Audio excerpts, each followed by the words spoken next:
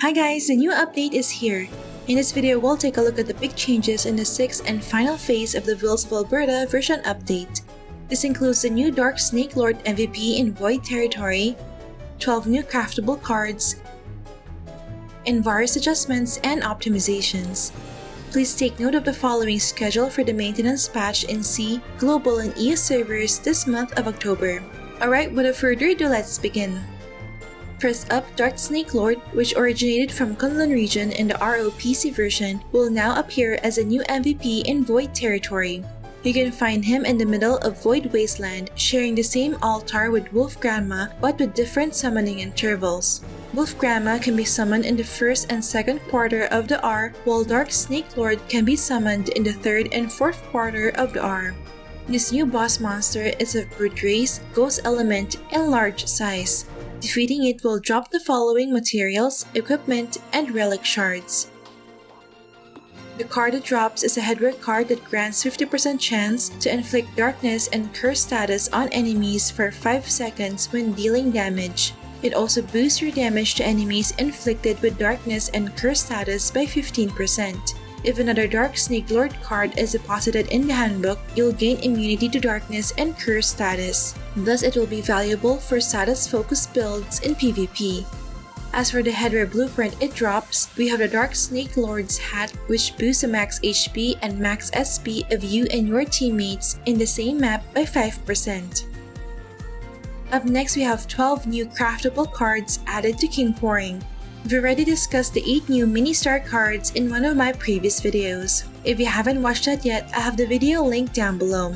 But aside from these, there will be 4 new MVP star cards added. First, we have the Archangeling Star card, which is a headwear card that retains the effects of its regular version, providing plus 5 Vit and plus 10% max HP, but with the additional effect of becoming immune to bleed status. The deposit effect is similar to the regular version, wherein you need 2 pieces for extra HP and SP recovery. This will be an excellent choice for support classes when dealing with tyrants, RMs, or enemies using Lord of Death card or Rebellion card. To craft this card, you'll need 1 Archangeling card, 1 Aramis card, and 1 Senior Star card. Second, we have the Dreamy Kate Sid Star card, which is a garment card that grants plus 5 dex and plus 15% pen, but reduces Ignore Death by 15%. For classes employing physical auto-attack damage builds, the negative Ignore Death effect shouldn't be a cause for concern. Hence, this new card can be a good alternative to Dragonfly Star card or Dual card, especially if you already have a surplus of AE damage stat. Likewise, for classes that rely on physical skill damage builds, there are plenty of sources of Ignore Death that can offset the negative effect of this new card. Therefore, I still consider it a viable alternative to Zenobia card, particularly if you already have a surplus of skill damage stat.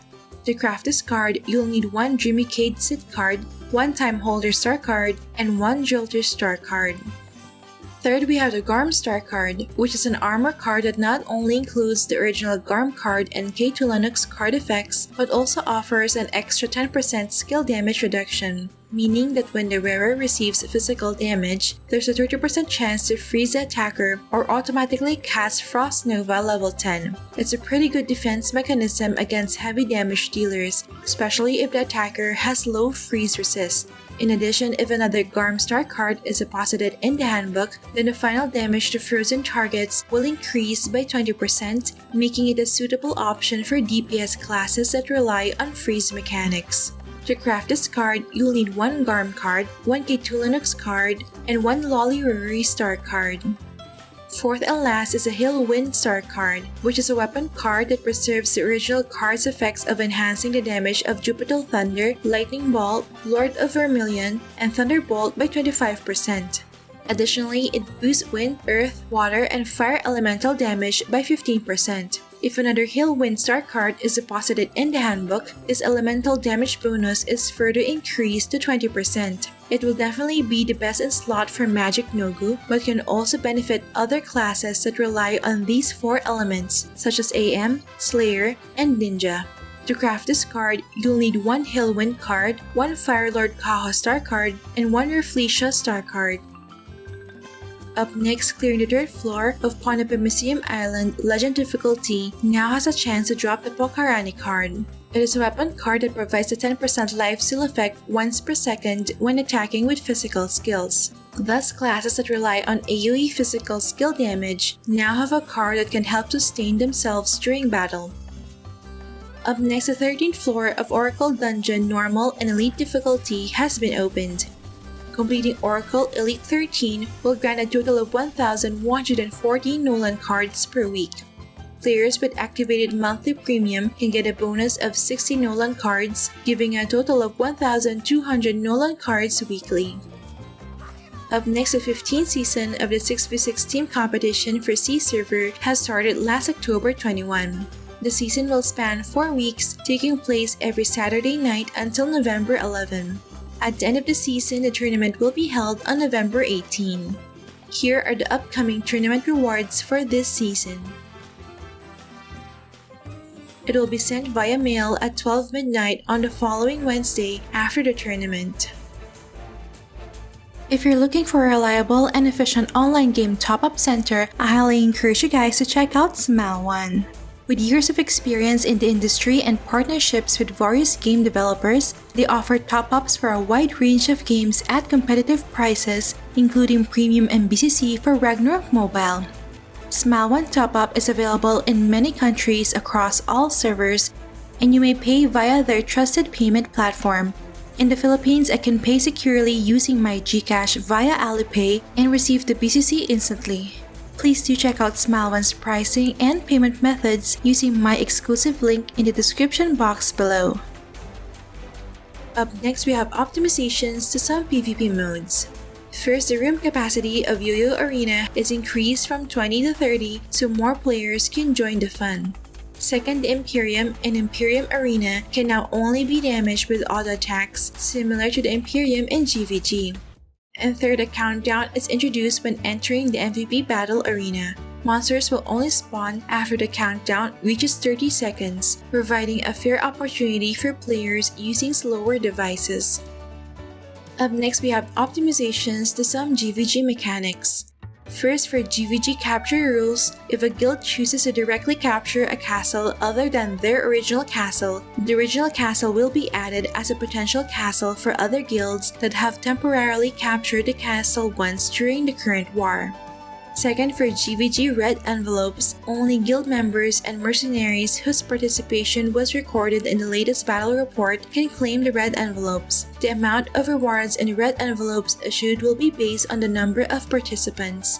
After distributing the red envelopes, guild members and mercenaries will be given 7 days to claim them, after which the unclaimed ones won't be refunded. Red envelopes which were not distributed will be automatically removed when the next GVG match ends, so guild leaders need to distribute them on time. And third, the battle report statistics of players that joined the guild war on a non-guild battle line can now be viewed, and they will also be able to claim red envelopes. Up next, we have optimizations to some job skills. First, Raf Greasy's Sacred Retribution skill has been optimized, wherein you'll have an option if you want to change a teammate's attack into Holy Element.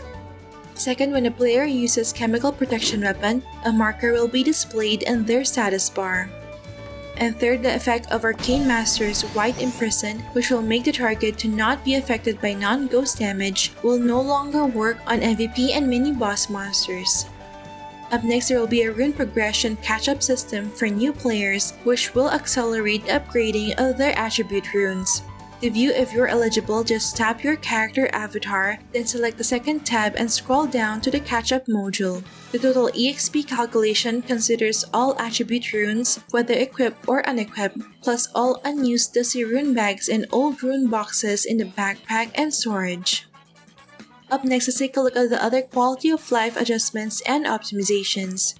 First, the rapid writing skill is now a default feature, so you no longer need to purchase it from the Adventure Skill Shop. It has also been optimized wherein the system will automatically choose available mounts from the backpack, so no need to add them manually.